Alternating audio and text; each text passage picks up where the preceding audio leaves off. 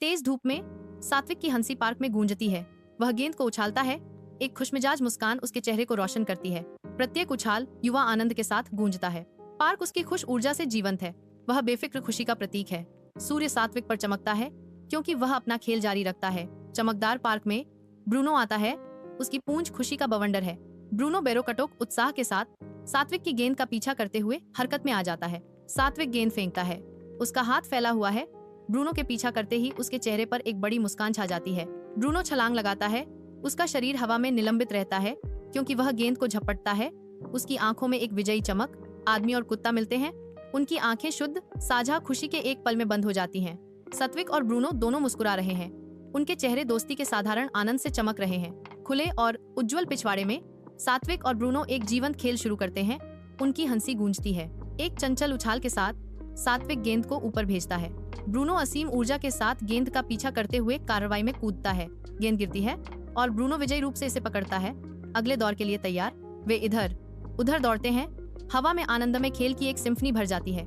जैसे ही सूरज चमकता है, उनकी हंसी और खुश संगीत दोस्ती की एक आदर्श सद्भाव में मिल जाते हैं।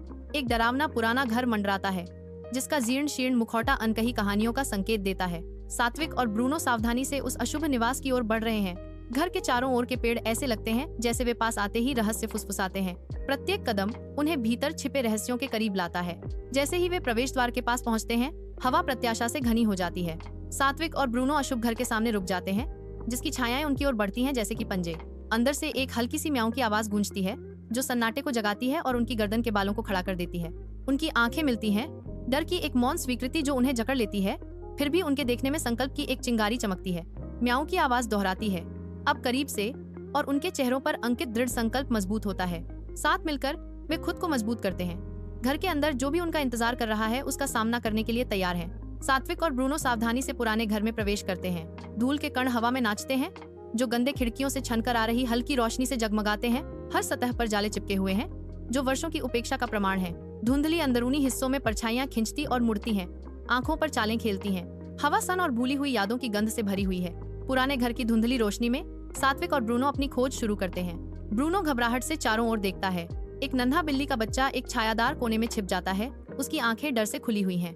बिल्ली का बच्चा डरा हुआ और अकेला लग रहा है। डरावने पुराने घर के अंदर ब्रूनो सावधानी से छोटे कांपते हुए बिल्ली के बच्चे के पास जाता है। कोमलता के एक आश्चर्यजनक कार्य में ब्रूनो बिल्ली के बच्चे को चाटता है। बिल्ली का बच्चा शुरू में डरा हुआ ब्रूनो के अप्रत्याशित स्नेह के तहत शांत होने लगता है।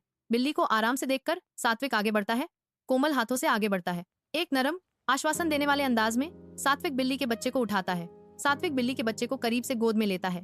पुराने घर के अजीबोगरीब माहौल में सांत्वना प्रदान करता है। शाम की हल्की रोशनी में सात्विक और ब्रूनो लौटते हैं। नन्हा बिल्ली का बच्चा उनके बीच सुरक्षित रूप से बैठा है।